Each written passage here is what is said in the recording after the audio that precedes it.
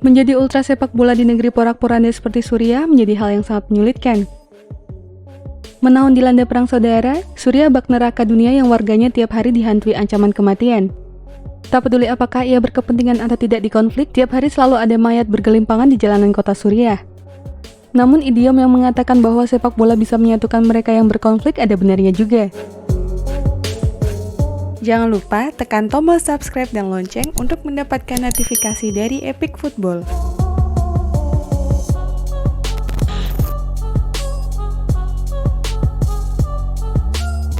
Kita mungkin pernah mendengar bahwa saat Perang Dunia Pertama berkecamuk, sejumlah tentara menghentikan peperangan dan bermain sepak bola di tanah tak tertuan pada Natal 1914. Hal itu juga yang terjadi di Suriah. Di tengah rentetan tembakan AK-47 atau hujan bom dari pasukan koalisi pimpinan Amerika Serikat, laga sepak bola akan membuat kengerian itu tak ada artinya bagi orang Suriah. Di Damaskus, seorang tentara menukar AK-47 miliknya dengan tiket pertandingan untuk menonton sepak bola. Setelah 90 menit, ia kembali mengambil senjatanya dan melanjutkan perang. Kasta tertinggi sepak bola di Suriah masih bergulir meski dengan kondisi dalam negeri yang sangat miris.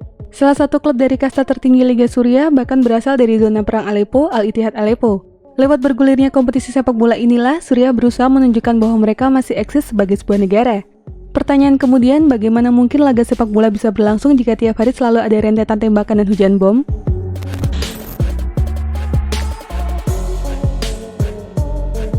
Nyatanya kompetisi sepak bola di Suriah masih tetap berlangsung dengan ancaman itu semua. Namun tentu saja kondisi pertandingan di sana sangat jauh berbeda dengan negara lain. Misalnya tiap pertandingan akan dimulai tentara dengan senjata lengkap plus tim penjinak bom akan selalu berpatroli di pintu stadion. Tak jauh berbeda sebenarnya seperti di Indonesia sebelum match berlangsung, namun tindakan tentara di sana jauh lebih intimidatif. Mereka bisa langsung menahan seorang penonton yang dianggap mencurigakan. Hal ini mau tak mau mereka lakukan agar kejadian Yosef Sulaiman tidak terulang. 4 tahun lalu Yosef Sulaiman yang bermain untuk Al-Watbah tewas di dalam stadion sebelum pertandingan, sebuah mortir yang dilemparkan tepat mengenai dirinya. Kemunculan aparat bersenjata lengkap di luar stadion memang menimbulkan rasa aman bagi penonton, akan tetapi kondisi ini juga berdampak pada sepak terjang kelompok garis keras supporter di sepak bola di sana.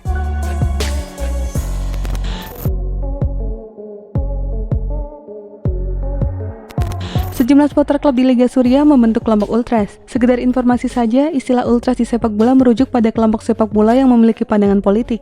Aspirasi politik mereka biasanya tercermin di spanduk-spanduk yang terbentang di sekitaran stadion selama pertandingan. Kelompok ultras biasanya juga memiliki pengorganisasian yang sangat baik meski kadang lebih menonjolkan sisi kerahasiaan. Salah satu ultras di sepak bola Suriah yang paling menonjol berasal dari klub Al-Wahda. Meski secara tampilan fisik, ultras di Suriah tidak seperti di Italia dengan gaya berpakaian serba hitam, namun dalam urusan berpolitik jangan pernah diragukan. Kelompok ultras di sana mampu tergabung dalam satu kesatuan besar bernama Union of Syria Ultras. Terbentuknya organisasi ultras ini ialah bentuk eksistensi politik mereka terhadap kondisi dalam negeri. Meski Union of Syria Ultras merupakan gabungan para rival, namun mereka mampu menunjukkan sikap solidaritas dan cita-cita ingin membangun Suriah dalam satu kesatuan sebuah negara, terlepas dari afiliasi politik mereka. Kelompok ini memiliki pandangan sangat keras terhadap perang saudara yang tak kunjung usai. Atas dasar itulah sepak terjang ultras di sana mendapat intimidasi dari sejumlah pihak yang tak ingin negeri Bashar al-Assad itu kembali bangkit.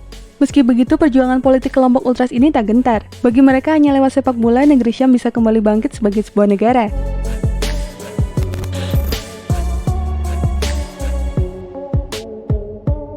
Kehadiran kelompok ultras ini nyatanya memang membawa angin segar untuk perkembangan sepak bola di sana. Setidaknya bagi para pemain, hal itu merupakan energi positif untuk mereka bermain mati-matian saat berseragam timnas. Faktanya sepak terjang timnas Suriah bisa dikatakan lebih baik dibandingkan timnas Indonesia. Pada 2016 di kualifikasi Piala Dunia 2018, mereka mampu kalahkan Cina, negara yang kompetisinya dibangun dengan investasi miliaran dolar. Tim besutan Fajar Ibrahim itu juga membuat repot negara kuat sepak bola Asia lainnya. Korsel misalnya pada 28 Maret 2017 lalu hanya bisa bermain imbang 1-1. Bahkan saat bertemu Australia agar bisa bermain di babak play-off Piala Dunia 2018 melawan wakil CONCACAF, Suriah hampir mencetak sejarah. Di pertemuan pertama yang berlangsung di Stadion Hang Jebat, Malaysia 10 Mei 2017 lalu, mereka menahan imbang Australia 1-1. Bahkan di leg kedua, Australia hanya menang tipis 2-1, itu pun Suriah bermain dengan 10 orang. Bagi Australia, bertemu Suriah memang momok tersendiri. Di pertemuan terakhir keduanya pada 15 Januari 2019 di ajang Piala Asia 2019, Socceroos kembali menang tipis 3-2. Meski tidak bermain di negeri sendiri dan harus menumpang di negara lain sebagai home base serta ancaman dari pejabat negara untuk menahan dokumen keimigrasian mereka atau ancaman pembunuhan terhadap keluarga di Suriah, para pemain tampil menggila jika sudah berseragam timnas.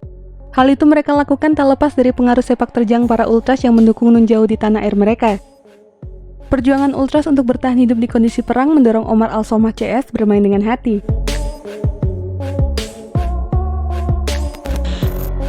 Dan itulah informasi mengenai dunia sepak bola dari Epic Football. Jangan lupa untuk like, share, dan subscribe.